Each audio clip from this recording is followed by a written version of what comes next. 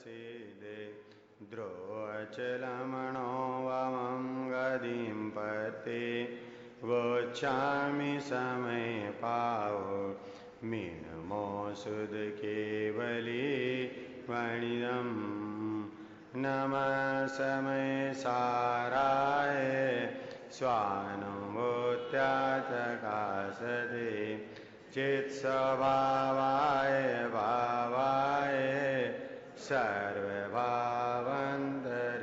चिदे जिनका परम पावन चरित्र जलनिधि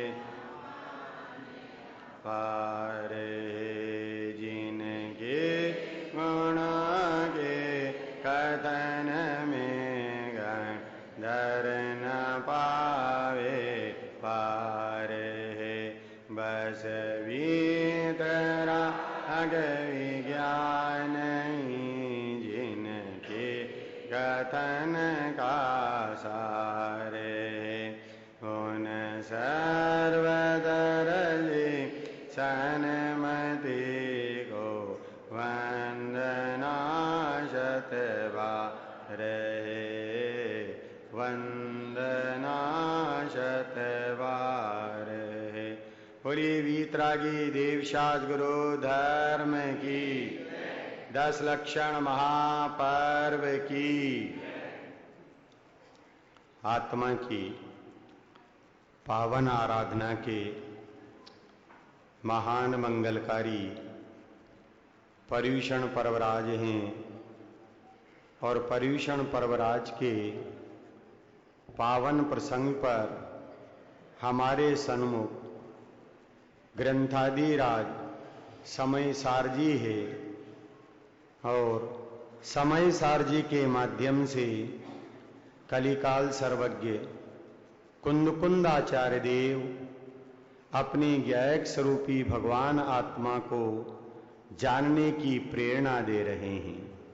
इसका हेतु क्या है कि उन्होंने अभी अभी अप्रमत्त दशा में शुद्धोपयोग की दशा में उस ज्ञायक स्वरूपी भगवान आत्मा का अवलोकन किया है, प्रतीति की है, अनुभूति की है और ये कार्य करते हुए अपनी परिणति में सुख और आनंद की दशा को प्रकट किया है। ऐसी सुख और आनंद की दशा समस्त जीवों को प्राप्त हो, इस हेतु से वो सभी प्राणियों को उस ज्ञायक स्वरूपी भगवान आत्मा में अपनापन करने की प्रेरणा देते हैं। इस महान ग्रंथादिराज की गाथा और इसका एक एक कलश छठे 7वें गुणस्थान में झूलते हुए दिगंबर संत मुनिराजों के अनुभव से निकला हुआ है। कहां से निकला है? अनुभव से निकला है।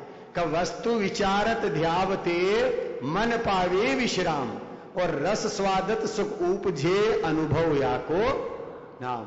अरे अनुभव चिंता मणि रतन, अनुभव है रसकूप और अनुभव मार्ग मोक्ष का, अनुभव मोक्ष सब। क्या कह रहे भाई? इनके अंतर के अनुभव से निकली हुई एक एक गाथाएं, एक एक कलश है।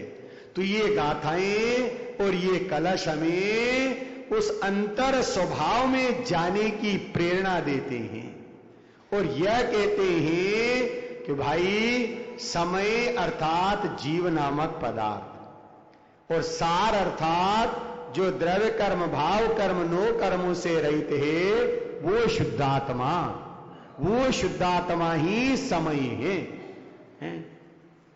कि समय का हो श्रद्धान, समय का हो ज्ञान, समय का हो ध्यान और समय ही हर पल रहता हो दृष्टि में प्रधान।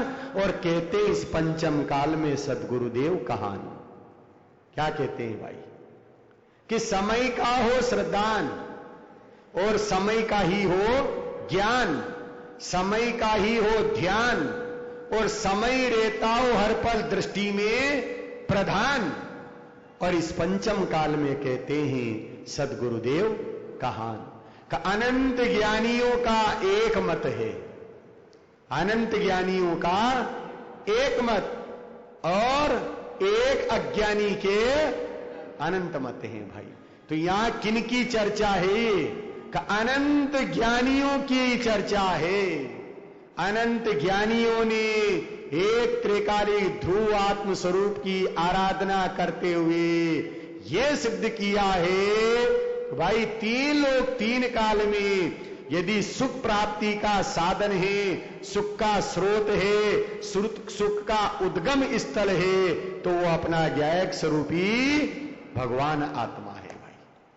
वो ज्ञायक स्वरूपी भगवान आत्मा ही समय है और समय का सार है। ऐसे समय के सार शुद्धात्मा को मैं नमन करता हूं, अर्थात अपनी ज्ञान पर्यायी में उसका सत्कार करता हूं। और उसका सत्कार करने पर, ज्ञान पर्यायी में उसको स्वीकार करने पर उनकी प्रतीति में ये आया कि ये ज्ञायक स्वरूपी भगवान आत्मा कैसा है। पहला विशेषण क्या है? शुद्ध सत्ता स्वरूप वस्तु है। दूसरा विशेषण क्या आया? कि चैतन्य गुणमयी है, चेतना रूप है। और तीसरा विशेषण क्या आया? कि स्वानुभूत्या चकासते, अर्थात अपनी अनुभवन रूप क्रिया से ही प्रतीति में आने वाला है।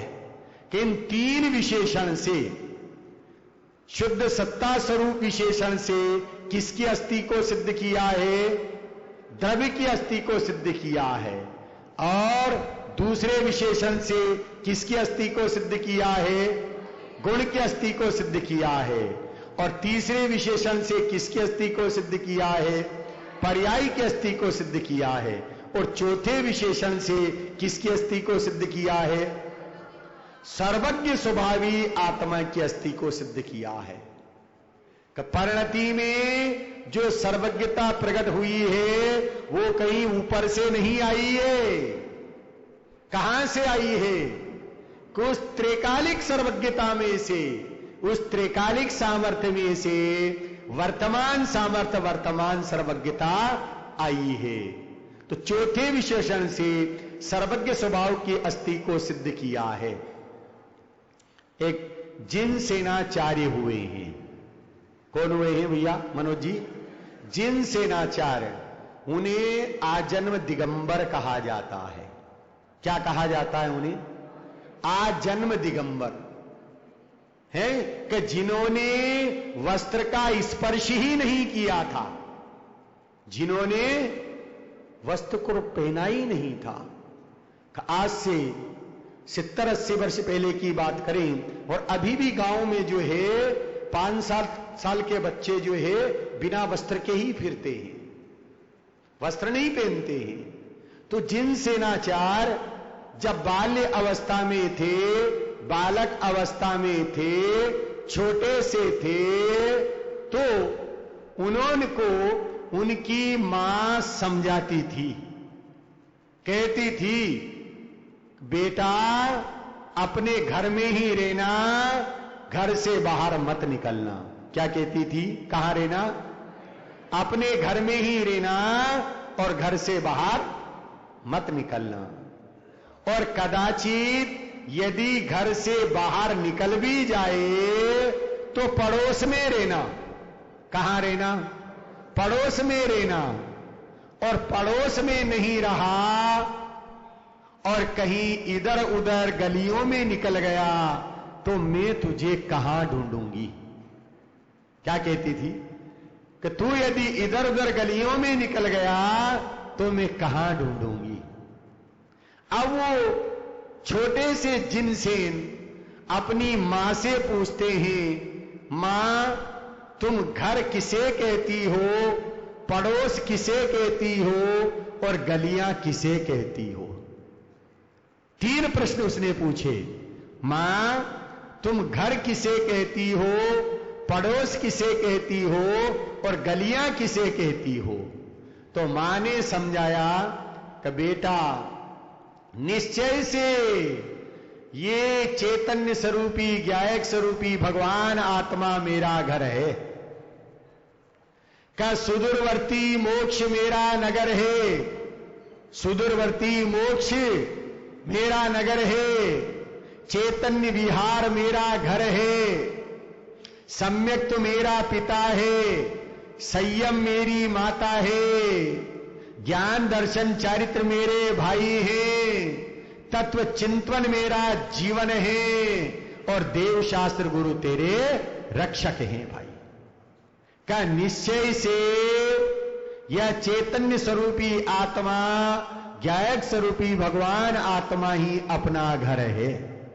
अब यहां से तू निकल जाए तो पड़ोसी कौन है कि ये पंच परमेष्टि पड़ोसी हैं भाई। पड़ोसी कौन है?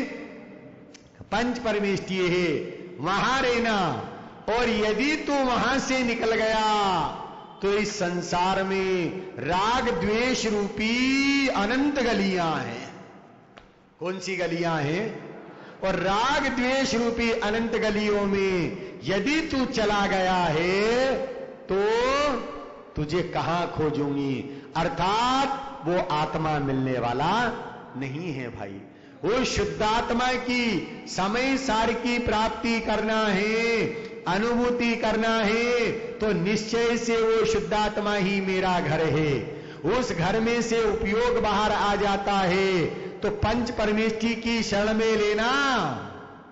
शुद्धात्म पंच गुरु जग में शरण दो, मोदय जी की व्रता हानि कल्पना हो।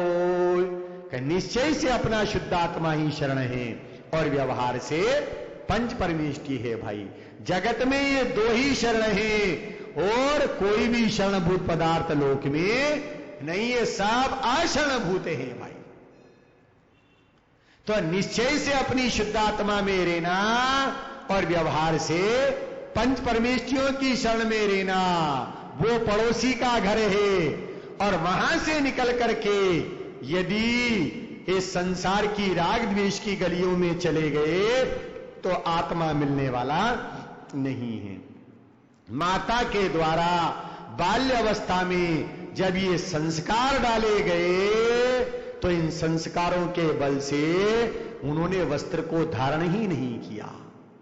अल्प अवस्था में ही, अल्प आयु में भावलिंगी संत बन गए और भावलिंगी संत बनकर छोटा सा कमंडल, छोटी सी पीछी लेकर के अस्थि की मस्ती में मस्त होकर के शुद्धोपयोग रूप नमन करते थे और उपयोग बाहर आता था तो उस उपयोग की बहिर्मुख दशा में समय के सार शुद्धात्मा को बताते थे। किसको बताते थे? कि समय का सार वो जो शुद्धात्मा है उसका उपदेश देते थे और यह कहते थे कि वह शुद्ध सत्ता स्वरूप वस्तु है, चेतना गुण रूप है और स्वानुभूत्या चकासते, अर्थात अपनी अनुभवन रूप क्रिया से ही अनुभूति में आने वाला है। कल यहां तक चर्चा हुई थी अपने। तीसरा बोल आधा हुआ था, देखो पुनः पढ़ते हैं तीसरे बोल को। अपनी अनुभवन रूप क्रिया से प्रकाश करता है, अर्थात अपने को अपने से ही जानता है, प्रकट करता है। इस विशेषण से आत्मा को तथा ज्ञान को सर्वथा परोक्ष ही मानने वाले जैमिनी भट्ट प्रभाकर के भेद वाले मीमांसकों का मत का खंडन हो गया। देखिए अनुभव करने वाली कौन है? पर्याय है कि द्रव्य नित्य है, गुण नित्य है, तो नित्य से नित्य का अनुभव नहीं होता, नित्य से नित्य की प्रतीति नहीं होती है। तो उस नित्य द्रव्य स्वभाव की प्रतीति करने वाली अनित्य पर्याय है। उस अनित्य पर्याय ने द्रव्य का अवलंबन लिया है, द्रव्य का आश्रय लिया है। क्यों लिया है? कि वह द्रव्य स्वभाव तो अक्रिय है, अक्रिय अर्थात निष्क्रिय है, उसमें कुछ भी परिणमन नहीं होता है। वह तो अक्रिय है, तो द्रव्य स्वभाव के अक्रिय होने से उसमें जानन रूप क्रिया कैसे हो सकती है? ध्यान से सुनना भैया जरा। द्रव्य नित्य है, गुण भी नित्य है, तो दोनों नित्य होने से अक्रिय हैं, इसलिए उनमें जानन रूप प्रवृत्ति, जानन रूप क्रिया कैसे हो सकती है? ये जानन रूप क्रिया, जानन रूप प्रवृत्ति तो कहां होती है? पर्याय में होती है। और ये पर्याय जानते हुए, परिणमन करते हुए उस द्रव्य स्वभाव को ही जानती है, द्रव्य स्वभाव का ही अनुभव करती है, प्रतीति करती है। तो प्रतीति करने वाली जो पर्याय है वो पर्याय किसकी है? द्रव्य की है। और द्रव्य किसका है? अपना ही। द्रव्य भी अपना है और पर्याय भी अपनी है। अब पर्याय को द्रव्य की क्यों कहा? पर्याय को द्रव्य की क्यों कहा? कि उस पर्याय ने द्रव्य का अवलंबन लिया है, इसलिए उस पर्याय को द्रव्य की कहा है। पहला हेतु। दूसरा हेतु, उस पर्याय में वो द्रव्य जानने में आता है, प्रतीति में आता है, इसलिए उस पर्याय को किसकी कहा? द्रव्य की कहा। तीसरा हेतु, उस पर्याय ने अपना सर्वस्व समर्पण द्रव्य के प्रति कर दिया है, इसलिए उस पर्याय को किसकी कहा? द्रव्य की कहा। इसलिए ये लक्षण दिया है कि अपने को अपने से ही जानता है। द्रव्य भी अपना है, पर्याय भी अपनी है, और वो पर्याय अपनी होते हुए किसको जान रही है? कि अपने को ही जान रही है। इसलिए सिद्ध किया गया है कि अपनी ही अनुभव रूप क्रिया से प्रकाश करता है, अपने को अपने से ही जानता है। यहां तक अपने कल चर्चा हुई थी। अब आज इसका आगे का देखिए। तथा ज्ञान अन्य ज्ञान से जाना जा सकता है। देखो क्या कह रहे हैं? ज्ञान अन्य ज्ञान से जाना जा सकता है, स्वयं अपने को नहीं जानता। इसका मतलब क्या हो गया? इससे सिद्ध कि ज्ञान अन्य ज्ञान से जाना जा सकता है, इसका मतलब ज्ञान स्वभावी आत्मा अलग है और जानने वाला अलग है। इससे यह सिद्ध हो रहा है। समझना भाई, कोशिश करना, अपने उपयोग की स्थिरता रखना भाई, क्योंकि इस चौथे बोल में इन तीनों बोलों से सूक्ष्म चर्चा आने वाली है। यहां आचार्य देव स्थूल से सूक्ष्म की ओर ले जा रहे हैं। कहां से? स्थूलता से सूक्ष्म की ओर ले जा रहे हैं, क्योंकि आत्मा सूक्ष्म है। वो बाह्य साधनों से पकड़ने में नहीं आता। वर्तमान के जो वैज्ञानिक हैं, अमेरिका के, रूस के, इंग्लैंड के, भारत के जो वैज्ञानिक हैं, इन्होंने इस आत्मा को पकड़ने के लिए और आत्मा को जानने के लिए एक नहीं, हजारों नहीं, लाखों नहीं, करोड़ों जीवों की हिंसा कर दी है, लेकिन आज तक उनके आत्मा पकड़ने में नहीं आया है। भैया आत्मा पकड़ने का सीधा सा उपाय है भैया, ये यहां बताया है, तीसरा बोल है। लेकिन उन्हें इतनी फुर्सत हो, जब जैनियों को ही फुर्सत नहीं है तो उन वैज्ञानिकों को क्या फुर्सत मिलेगी भाई? है? जैनियों को पढ़ने की फुर्सत नहीं है कि आत्मा अपने को अपने से ही जाना जा सकता है, और ये वैज्ञानिक पर से इस आत्मा को जानना चाहते, देखना चाहते हैं, ये रूपी रूप में देखना चाहते हैं। ऐसे कांच के घर बनाए कि जिनमें से हवा भी नहीं निकल सके, और उसमें जीवों को डाल दिया भाई, और वो मरण अवस्था को प्राप्त हो गए। फिर देखने लगे, देखे आत्मा किधर से निकलता है। देखते हैं वो आत्मा दिखाई देगा? क्यों नहीं दिखाई देगा भैया? वो तो अरूपी है। जो स्वभाव से ही अरूपी है, वो रूपी चक्षुओं से कैसे देखा जा सकता है? अरे उस अरूपी आत्मा को देखने के लिए तो प्रज्ञा चक्षु खुलना चाहिए भाई। प्रज्ञा चक्षुओं से उसे देखा जा सकता है। तो यहां कह रहे हैं ज्ञान अन्य ज्ञान से जाना जा सकता है। इसका मतलब ज्ञान स्वभावी आत्मा अलग हुआ और जिससे जाना जा रहा है वो अलग हुआ। स्वयं अपने को नहीं जानता, इस आत्मा को जानने वाला कौन है? कि कोई पर पदार्थ है। अभी पर्याय नहीं, यहां जिसका विश्लेषण किया जा रहा है उस बात को समझना पहले, उसके पश्चात फिर आचार्य देव ने खंडन किया है उसको समझना है। पंडित टोडरमल जी हुए ना, पंडित टोडरमल जी ने मोक्ष मार्ग प्रकाशक लिखा है और मोक्ष मार्ग प्रकाशक में उन्होंने निरूपण किया है, लेकिन शिष्य ने जितनी बातें कही है उनका शिष्य भौत शास्त्र अभ्यासी है, भौत शास्त्र का जानकार है और जितने भी प्रश्न करता है शास्त्र का आधार देकर के करता है। ध्यान से सुनना भाई, उनका शिष्य या श्रोता जितने भी प्रश्न करता है शास्त्र का आधार देकर के करता है। पर टोडरमल जी साहब ने जो जवाब दिया है शास्त्र के आधार से नहीं दिया है। काय से दिया है? उन्होंने यह सिद्ध किया है कि तू जो कहता है ये बात सही है, परंतु, अब परंतु लगाने पर बात कितनी सत्य है कि बिल्कुल भी नहीं है भाई। है ये परंतु शब्द क्या है? स्पीड ब्रेकर है। ये तेज स्पीड में जा रहे हैं और ब्रेकर आ जाता है, भाई साहब क्या करते हैं? धीमे हो जाते हैं। उसी प्रकार से मोक्ष मार्ग प्रकाशक ने ये जो परंतु शब्द कितनी बार आया है? 600 से ऊपर, 632 या ऐसा है, 600 से ऊपर इतनी बार आया है और इतनी विपरीत मान्यताओं का खंडन किया है। पर उन्होंने ये नहीं कहा कि तेरी बात गलत है, ऐसा नहीं कहा। उन्होंने उसकी बात सुनी और सुनकर के उसे अपेक्षा से समझाया। तीसरा बोल क्या है?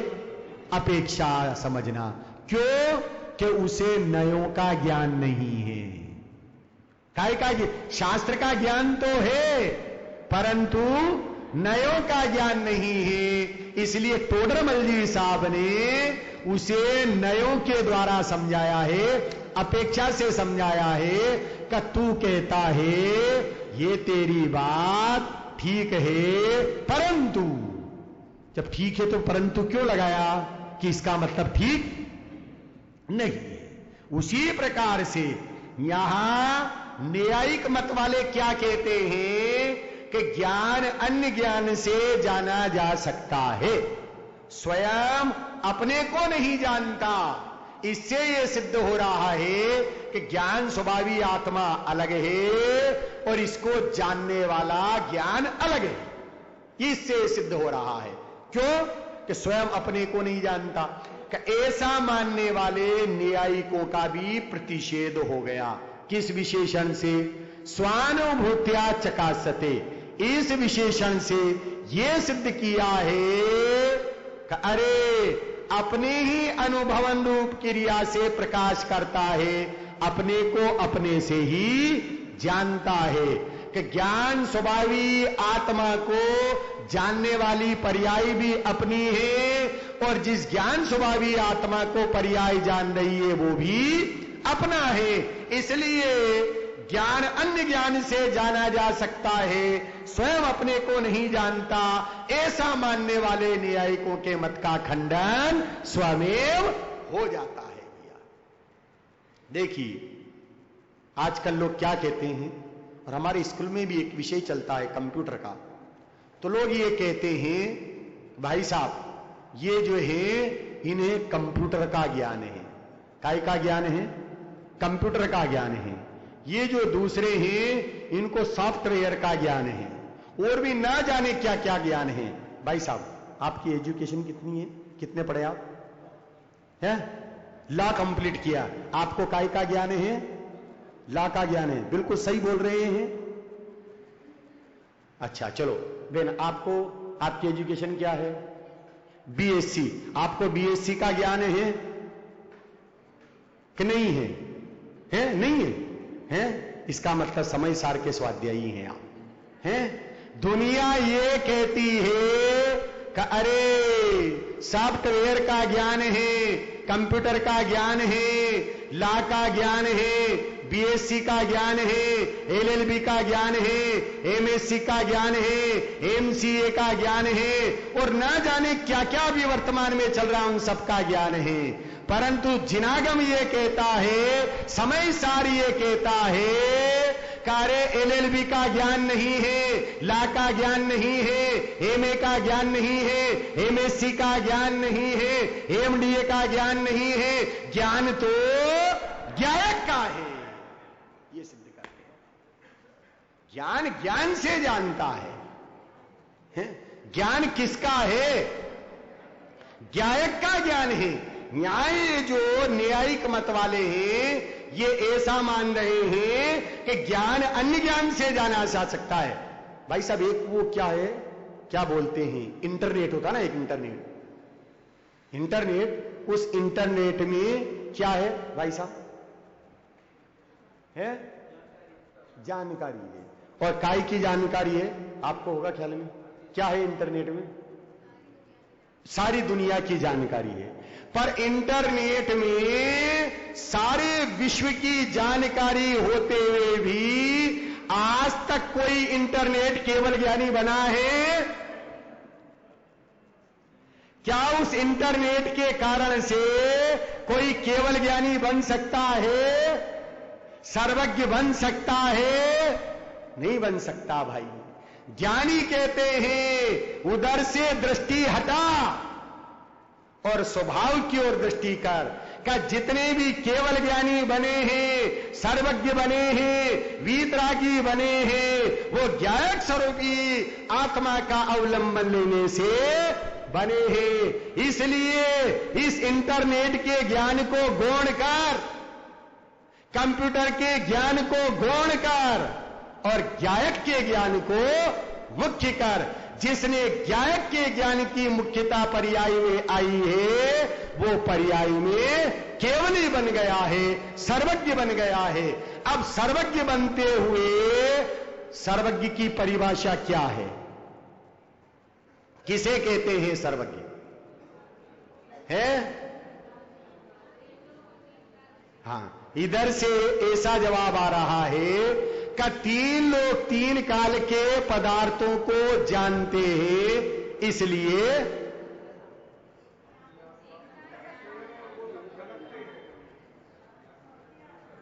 सुनिए भाई, का तीन लोग तीन काल के पदार्थों को जानने के कारण से सर्वज्ञ नहीं है। ये उपचार का कथन है, यह व्यवहार का कथन है, ये निमित्त का कथन है। निश्चय और उपादान का कथन क्या है? का उस समय भी वो तो सर्वज्ञ स्वरूपी आत्मा को ही जानते हैं। इससे ये सिद्ध होता है कि ज्ञान अन्य ज्ञान से नहीं जाना जा सकता। क्या गजब का मर्म भरा है भाई। क्या ज्ञान स्वभावी आत्मा अन्य ज्ञान से जानने में नहीं आता। शास्त्र से ज्ञान होता कि नहीं होता? बेन जी है? फिर क्यों सुन रहे हैं स्वाध्याय, क्यों पढ़ रहे हैं आप? है? क्या बात है, जवाब इनने दिया है। देखो, सावन महीने की बात है और सावन महीने में सोनगढ़ में गुरुदेव श्री की उपस्थिति में शिविर लगता था और उस शिविर में इस बात की क्लास लगती थी और गुरुदेव प्रवचन करते थे कि भाई, एक द्रव्य दूसरे द्रव्य का कर्ता नहीं है, एक गुण दूसरे गुण का कर्ता नहीं है, एक पर्याय दूसरे पर्याय की कर्ता नहीं है। ऐसा अकर्तृत्व स्वभाव मेरा है, मैं पर का कुछ कर सकता ही नहीं। तो एक भाई ने खड़े होकर के प्रश्न किया, क्या गुरुदेव फिर आप ये सावन महीने का शिविर क्यों लगाते हो, इतनी कक्षाएं क्यों लगाते हो? तो गुरुदेव का कितना बढ़िया जवाब था जो आपने अभी दिया है कि इस बात को पक्का करने के लिए ही ये शिविर लगाते हैं, इस बात को दृढ़ करने के लिए ही समय सार जी पढ़ते हैं कि समय सार से ज्ञान नहीं होता। ज्ञान किससे होता है? ज्ञान ज्ञायक से होता है भाई। ज्ञान किसका है? कि ज्ञायक का ज्ञान है भाई, ज्ञेयों का ज्ञान नहीं है। तो यहां यह सिद्ध किया जा रहा है कि भाई ज्ञान अन्य ज्ञान से नहीं जाना जा सकता। ज्ञान स्वभावी आत्मा के आश्रय से ही ज्ञान होता है। और परिणति ये कहती है भाई, मनोज जी थोड़ा आगे खिसके भाई, उस ज्ञान स्वभावी आत्मा को जानने के कारण से ही ये जानन रूप पर्याय यह कहती है कि मैं ज्ञायक हूं, मैं ज्ञायक हूं, मैं ज्ञायक हूं। उस ज्ञायक की प्रसिद्धि करने वाली कौन है? पर्याय है। ज्ञायक से ज्ञायक की प्रसिद्धि नहीं हो सकती है कि नहीं हो सकती। वो ज्ञायक तो अक्रिय है, निष्क्रिय है, नित्य है। प्रसिद्धि अनित्य पर्याय में होती है और वो अनित्य पर्याय उस ज्ञायक की प्रसिद्धि करती है। परंतु वो क्या कहती है कि मैं ज्ञायक हूं, मैं पर्याय नहीं हूं, ऐसा वो कहती है भाई। आहा, जिसने अपनी पर्याय को उस ज्ञायक के सन्मुख किया है तो अवस्था में पर्याय में वीतरागता और सर्वज्ञता प्रकट हुए बिना नहीं रहती है भाई। वो पर्याय कैसी हो गई है? विश्व की सुंदरी हो गई है। अब विश्व में उससे बढ़कर के कोई सुंदर पदार्थ नहीं है भाई। विश्व सुंदरी कौन है भाई? कल आया था ना, कौन है? मेरा आत्मा है भाई। और जो उस आत्मा का अवलंबन पर्याय लेती है तो पर्याय भी विश्व में सुंदर बन जाती है। ब्रह्मचारी रविंद्र जी ने मानव के श्रृंगार के इसमें पंक्तियां लिखी है, बहुत सुंदर पंक्ति। पूरी उस स्थिति में जो है वास्तव में अध्यात्म की पराकाष्ठा को भर दिया गया है और यह सिद्ध किया गया है करे ये सिद्ध अवस्था को कैसे प्राप्त करे। एकत्व ज्ञानमय ध्रुव स्वभाव ही एकमात्र सुंदर जग में, जिसकी परिणति उसमें ठहरे वह स्वयं विचरती मोक्ष मग में। एकत्व ज्ञानमय ध्रुव स्वभाव ही एकमात्र सुंदर जग में, जिसकी परिणति उसमें ठहरे वह स्वयं विचरती मोक्ष मग में। समो शरण के सिंहासन पर अपनी प्रभुता को परिगाता रत। क्या है पंक्ति मेरे दिमाग में से निकले हैं कि समोषण के सिंहासन पर जब जीव विराजमान होता है तो रत्नत्रय के आभूषण पहन करके अपनी प्रभुता को प्रकटाता है भाई। कैसे आभूषण पहने हैं उसने? कि रत्नत्रय के आभूषण पहने हैं भाई। और अपनी जो अंतर की प्रभुता है वो बाही में भी उसके प्रकट हो जाती है भाई। कि ऐसा एकत्व विभक्त ज्ञान स्वरूपी भगवान आत्मा है। एकत्व ज्ञानमय ध्रुव स्वभाव ही एकमात्र सुंदर जग में। लोक में सुंदर अलौकिक पदार्थ वो कौन है कि जिसका स्व से एकत्वपना है और पर से विभक्तपना है। वो ज्ञायक स्वरूपी भगवान आत्मा ही सर्वोत्कृष्ट सुंदर पदार्थ है। वो ही हमारे आश्रय का विषय है। अब जो पर्याय उसका आश्रय लेती है। वर्तमान में एक वीर सागर जी महाराज हुए हैं महाराष्ट्र में और उन्होंने समय सार की बहुत सुंदर टीका की है और न्याय दीपिका ग्रंथ की भी जो आचार्य धर्मभूषण जी के द्वारा लिखा गया है उसकी सुंदर टीका की है। और समय सार की जो टीका की है उस समय सार की टीका में जो है प्रस्तावना आपके यहीं के ज्ञानी जो प्रतिदिन आपके यहां स्वाध्याय करते हैं आदरणीय भाई साहब मन्नूलाल जी साहब उन्होंने उसकी प्रस्तावना लिखी है, तो उसका गहराई से मैंने स्वाध्याय किया है। और उसमें उन्होंने वीर सागर जी महाराज ने जो अभी वर्तमान के हुए हैं और जिनके बारे में ये कहा जाता था कि ये तो सोनगढ़ी महाराज है, भाई साहब, सोनगढ़ी महाराज, ये तो ये कहते हैं कि सोनगढ़ी लोग महाराज को नहीं मानते, और दूसरी तरफ ये कहते हैं कि ये सोनगढ़ी महाराज है। भाई साहब, मेरा उनसे ये कहना है कि सोनगढ़ वाले जितने मुनियों को मानते हैं, जितनी श्रद्धा और भक्ति से मुनिराजों को मानते हैं, उतना कोई नहीं मानता है। उन वीर सागर जी महाराज को सोनगढ़ी महाराज कहा जाता था। अरे 3-3 दिन तक जो है उनको आहार की विधि नहीं मिलती थी, और लोग ये कहते थे कि तो सोनगढ़ी महाराज है, इनको क्या आहार कराना है। लेकिन उन्होंने न्याय से, काय से, न्याय से इस समय सार की टीका करी है।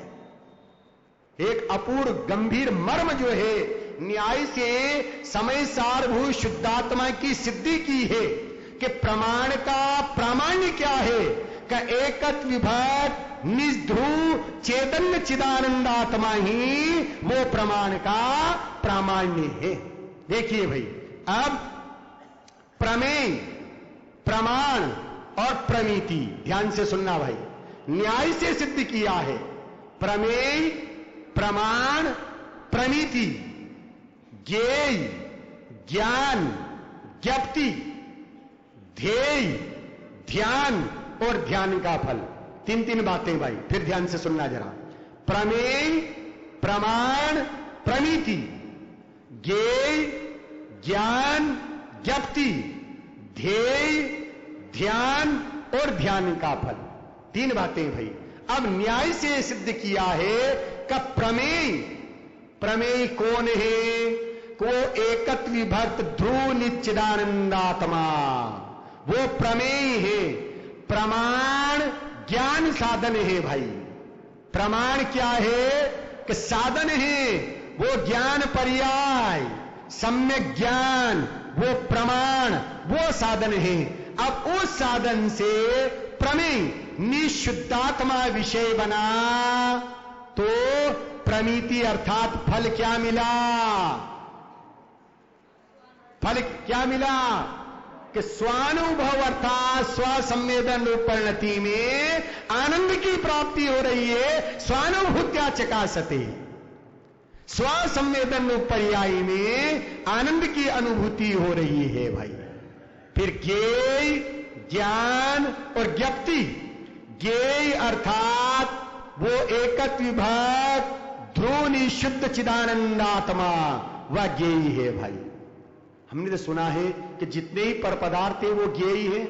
भैया ऐसा नहीं, उपचार से कहा है। कुंद कुंद आचार्य देव क्या कहते हैं?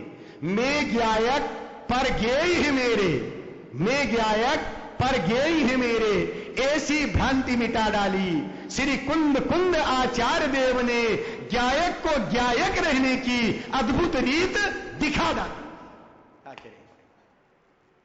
मेरा ज्ञेय कौन है? ज्ञायक वो मेरा ज्ञेय है, वो ज्ञेय है भाई। पर पदार्थ मेरे ज्ञेय नहीं है भाई। तो ज्ञेय वो ज्ञायक है, ज्ञान साधन है। ज्ञान क्या है? साधन है। तो ज्ञेय, ज्ञान और ज्ञप्ति। ज्ञप्ति अर्थात जिस पर्याय ने उस ज्ञायक को जान लिया है, स्वसंवेदन किया है, अनुभूति की है, तो क्या हो गया है? पर्याय में आनंद आ गया है भैया, सुख और शांति प्रकट हो गई है। फिर कहते हैं ध्येय, ध्यान और ध्यान का फल। इस विषय में बहुत चर्चाएं आती है, पर भैया ये विषय इतना सरल है कि इसके ऊपर चर्चा की आवश्यकता ही नहीं है। ध्यान का विषय इतना सरल है, जैन धर्म सरल है भाई। सहज और सरलता का नाम जैन दर्शन है। अब ध्यान के विषय में अनेक चर्चाएं आती है और इसको इतना टिपिकल कर दिया गया है कि बेचारे लोग जो है भ्रमित हो जाते हैं। ध्येय, ध्यान और ध्यान का फल। तो टोडरमल जी क्या कहते हैं, भाई सम्यक दर्शन धर्म के प्रारंभ के लिए, मुक्ति के लिए ध्यान सर्वोत्कृष्ट साधन है, परंतु तत्वाभ्यास करते रहना। क्या कहा, ध्यान से सुनना भाई थोड़ा। ध्येय, ध्यान और ध्यान का फल। तो क्या कहा जा रहा है कि ध्यान सर्वोत्कृष्ट साधन है, ध्यान सर्वोत्कृष्ट साधन है, लेकिन कब कहने में आएगा कि जब ध्येय लक्ष्य में आवे। कौन लक्ष्य में आवे, ध्येय लक्ष्य में आवे। जिस लड़की की अभी सगाई नहीं हुई है, संबंध नहीं हुआ है, और उससे हम ये कहें बेटा तुम अपने पति का ध्यान करो, वो किसका ध्यान करेगी, कि नहीं कर सकती भाई, नहीं कर सकती। अभी ध्येय लक्ष्य में नहीं आया है, ध्येय निश्चित नहीं हुआ है, इसलिए उसका उपयोग भ्रमेगा। उसका उपयोग क्या होगा, भ्रमेगा, नाना ध्येयों में जाएगा, नाना ध्येयों में जाएगा।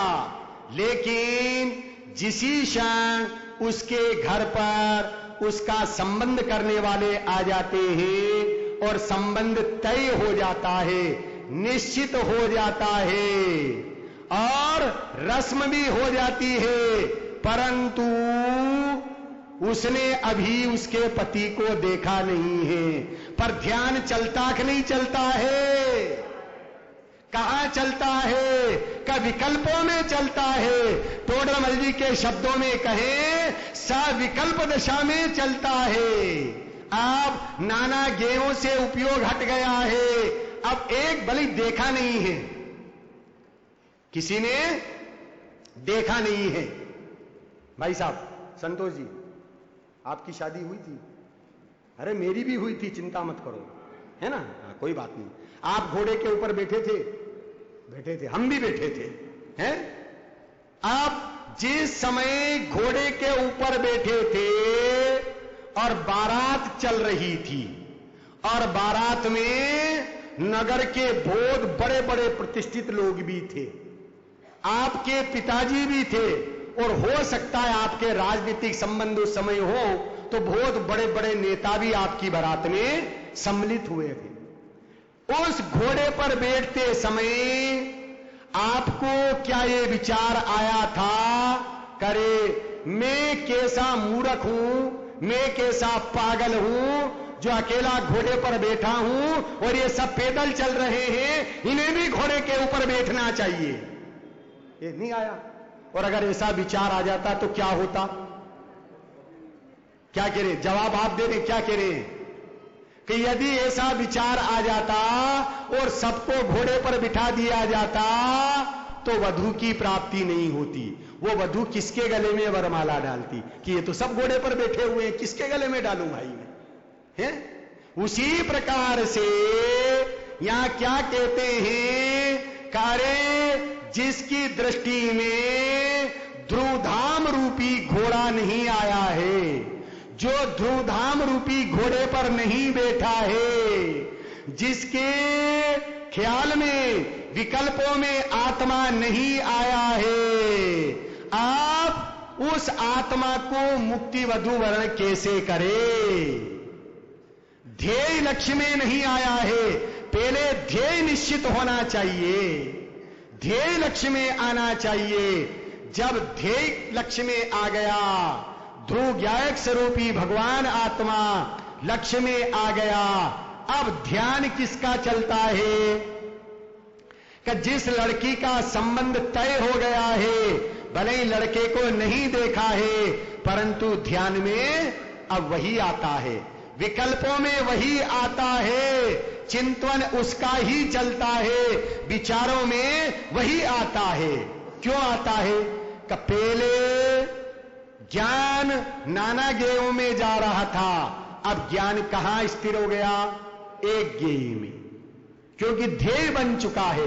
अब ध्यान किसका नाम है कि ज्ञान की जो विकेंद्रीकरण किरणें थी, वो ज्ञान की सारी विकेंद्रीकरण किरणें ज्ञायक में केंद्रित हो गई। कहां केंद्रित हो गई? ज्ञायक में केंद्रित हो गई भाई।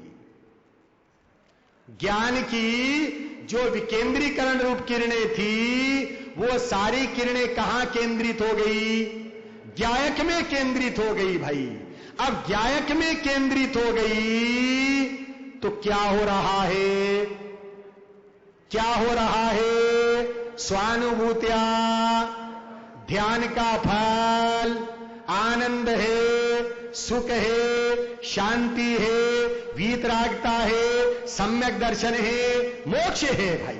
आहा, कि ज्ञान की विकेंद्रीकरण रूप किरणों को ज्ञायक में केंद्रित कर देना।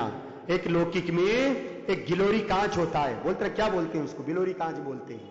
वो जो बिलोरी कांच होता है, उसको सूर्य के सामने लगाओ और नीचे कागज रखो, तो थोड़ी देर के पश्चात क्या होगा? वो कागज जल जाएगा। क्यों जल जाएगा? क्यों जल जाएगा? अरे सूरज की किरणें तो पहले भी आ रही थी, अभी भी आ रही है, इसको क्यों नहीं जला दे?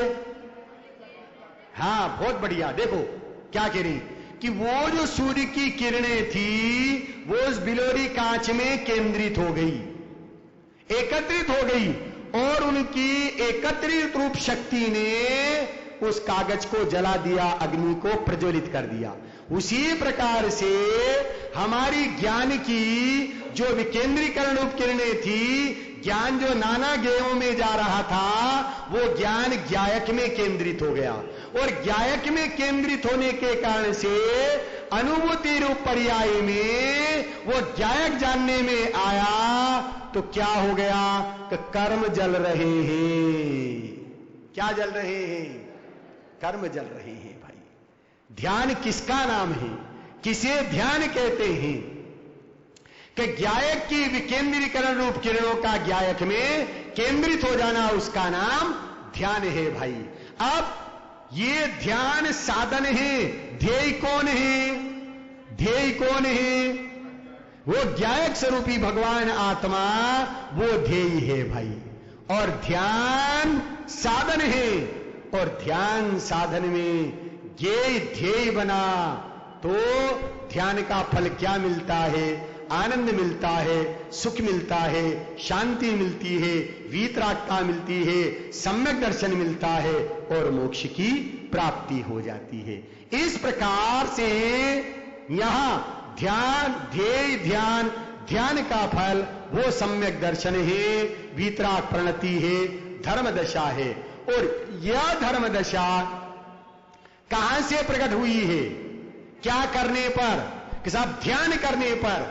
कि ध्यान पराश्रित क्रिया का नाम नहीं है। शरीर की अनेक प्रकार की नाना क्रियाओं के करने का नाम ध्यान नहीं है। आप लोगों ने देखा हो तो रामदेव बाबा जी भी जो टीवी में करवाते हैं, ध्यान करवाते हैं, नाना प्रकार की शारीरिक क्रियाएं करवाते हैं। हमसे ही बहुत भाई लोग कहते हैं कि पंडित जी आप जो है वो रामदेव जी का टीवी सीरियल आता है टीवी में जो है, और उसमें वो जो है नाना प्रकार की क्रियाएं करवाते हैं, आप भी क्रियाएं करो, किया करो, आपका स्वास्थ्य बहुत बढ़िया रहेगा। कि भैया हमारा स्वास्थ्य तो बहुत बढ़िया है, बहुत अच्छा चलता है, दिन में 2-4 बार खा लेते हैं, और नींद भी इतनी आती है कि पैसे देकर के नींद निकला लो भले, हर समय हर किसी समय चुपचाप बैठे। कि जब इतना हमारा बढ़िया स्वास्थ्य, तो हमें वो देखने की क्या जरूरत है भाई कि स्वास्थ्य किसके कारण से अच्छा रहता है? पहले तो ये विचार करें। स्वास्थ्य कि स्व में स्थित रहने पर ही स्वास्थ्य अच्छा रह सकता है। कहां स्थित रहने पर? स्व में स्थित रहने पर। और स्व का जिसे लक्ष्य नहीं, स्व का जिसे ख्याल नहीं, स्व का जिसे विचार नहीं, और ये शरीर आश्रित नाना प्रकार की क्रियाएं करते रहे, और ये माने कि हम ध्यान कर रहे हैं। भैया ध्यान नहीं कर रहे हैं, ध्यान के नाम पर स्वयं को छल रहे हैं और दुनिया को भी छल रहे हैं भाई। अन्यथा अर्थ मत लेना भाई, उल्टा अर्थ मत लेना। किसी को बुरा लगे तो भाई हमें क्षमा कर देना, और ज्यादा बुरा लगे तो मुनि बन जाना भाई, संसार से विरक्त हो जाना भाई। यह जिनवाणी किसी की आलोचना प्रत्यालोचना के लिए नहीं है, निंदा के लिए नहीं है, आलोचना के लिए नहीं है भाई। ये जिनवाणी तो निस्वरूप को समझने के लिए है भाई, कि निस्वरूप अर्थात तेरा स्वरूप क्या है, अपना स्वरूप क्या है, इस अपने स्वरूप को समझने के लिए भैया ये जिनवाणी है। और ये जिनवाणी हमें ये कहती है कि भाई इधर आओगे तो तिर जाओगे, इधर आओगे तो तिर जाओगे, उधर जाओगे तो गिर जाओगे। इधर आओगे तो तिर जाओगे, उधर जाओगे तो गिर जाओगे। पर को अपना माना तो आत्मा सड़ जाएगा, और ज्ञायक को अपना माना तो आत्मा तिर जाएगा, और अनंत काल तक सिद्ध शिला पर तेरा धर्म ध्वज गड़ जाएगा। क्या करें कि सिद्ध शिला पर अपना धर्म ध्वज गाड़ने के लिए ये जिनागम, ये आचार्य हमें ये कहते हैं कि भाई एक बार हम स्व का लक्ष्य करें, और स्व का लक्ष्य करेंगे तो स्वानुभूति रूप पर्याय में वह स्व जानने में आएगा, आत्मा जानने में आएगा। और जिसको ऐसा आत्मा जानने में आया है उनकी परिणति में मोक्ष मार्ग प्रकट हुए बिना रहा नहीं है। को हो निजातम में विश्वास, हो निजातम में विश्वास तो श्रद्धावान कहा जाता है। ज्ञान सच्चे को ही सम्यक ज्ञान कहा जाता है। अमल सच्चा हो तो चारित्रवान कहा जाता है। और जिस घड़ी इन तीनों की परिपूर्णता हो जाती है उस घड़ी को वो इंसान भगवान कहा जाता है, उस घड़ी को वो इंसान भगवान कहा जाता है। भैया भगवान तो हमने अनंत देखे हैं। भगवान कितने होते हैं? अनंत होते हैं। तीर्थंकर कितने होते हैं? 24 होते हैं। पर हमने उन अनंत में आज तक अपने आप की भी कल्पना की कि नहीं की है?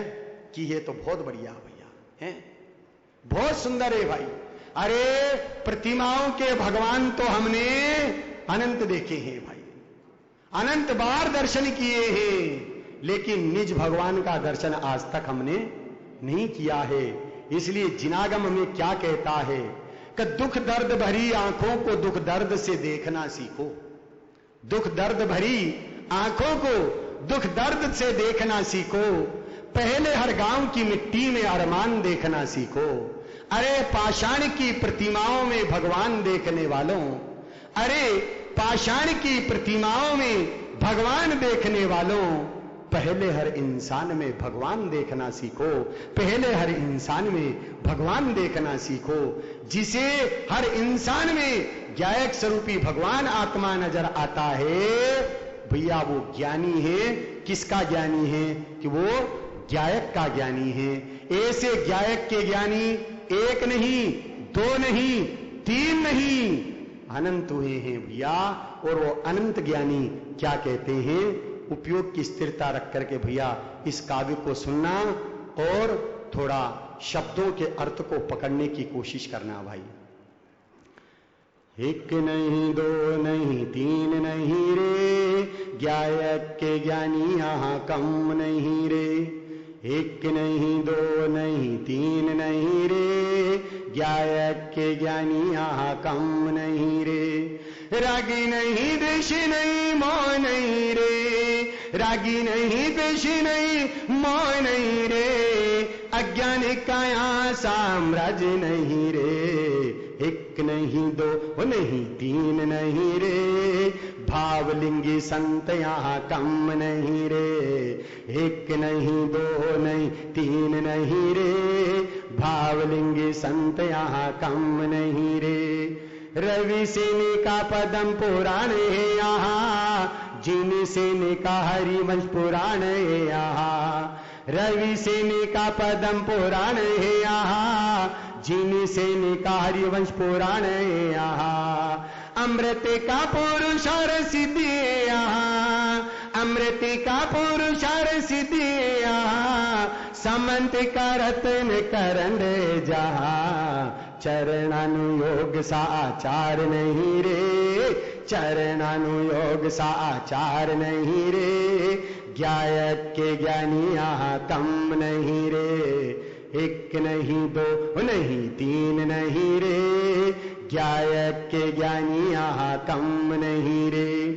धरसिनी का खंडागम है यहाँ, नेमी चंद्र का कर्म कांड है यहाँ। धरसिनी का खंडागम है यहाँ, नेमी चंद्र का जीव कांड है यहाँ। योगेंदु का योगी सारे यहाँ, योगेंदु का योगी सारे यहाँ।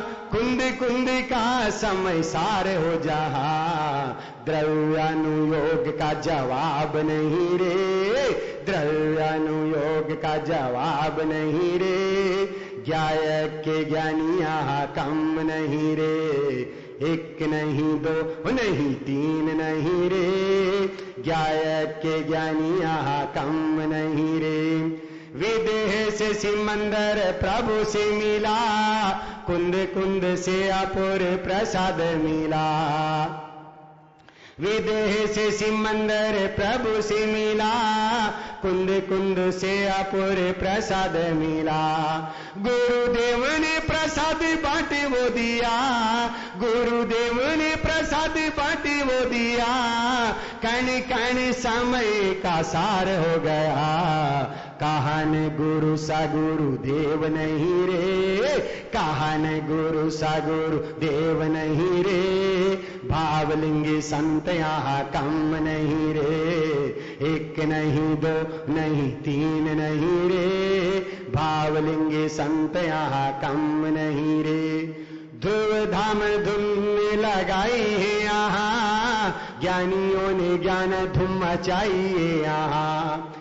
ध्रुव धाम धुन लगाई यहाँ, ज्ञानियों ने ज्ञान धुम मचाई है यहाँ। आत्म को साध कर जाओ रे वहाँ, आत्म को साध कर जाओ रे वहाँ। अनंत सिद्धों का साम्राज्य हो जहा, ज्ञायक उन सिद्धों का नाम नहीं रे, ज्ञायक उन सिद्धों का नाम नहीं रे। ज्ञायक के ज्ञानी यहाँ कम नहीं रे, एक नहीं दो नहीं तीन नहीं रे। ज्ञायक के ज्ञानी यहाँ कम नहीं रे। सोनगढ़ जयपुर बस एक ही तो है, अध्यात्म तीर्थ मंगलायतन साथ में रहे। ध्रुव धाम चेतन धाम एक ही तो है, सिद्धायतन मुमुक्ष आश्रम साथ में रहे। फिर सोनेगढ़ का सूर्य अस्त ना होगा, फिर सोनेगढ़ का सूर्य अस्त ना होगा। गुरुदेव स्वर्ग में खुश होएगा, तोड़ो नहीं छोड़ो नहीं एक बनो रे, तोड़ो नहीं छोड़ो नहीं एक बनो रे। मुमुक्षता के नाम का कलंक धोरे, एक नहीं दो नहीं तीन नहीं रे। ज्ञायक के ज्ञानी यहाँ कम नहीं रे। रागी नहीं द्वेष नहीं मोह नहीं रे, रागी नहीं द्वेष नहीं मोह नहीं रे। अज्ञान काया साम्राज्य नहीं रे, एक नहीं दो नहीं तीन नहीं रे। भावलिंगी संत यहाँ कम नहीं रे, एक नहीं दो नहीं तीन नहीं रे। ज्ञायक के ज्ञानी यहाँ कम नहीं रे, ज्ञायक के ज्ञानी यहाँ कम नहीं रे। ज्ञायक के ज्ञानी यहाँ कम नहीं रे। सभी जीव उस ज्ञायक स्वरूपी भगवान आत्मा को अपनी दृष्टि का विषय बनाए, श्रद्धा का श्रद्धेय बनाए, ज्ञान का ज्ञेय बनाए, ध्यान का ध्येय बनाए, चारित्र की चर्या का विषय बना करके अपनी प्रणति में वीतराग दशा को प्रकट करें, सुख दशा को प्रकट करें। इस मंगलमयी भावना के साथ में अभी की बात को विराम देता हूं। ओम शांति।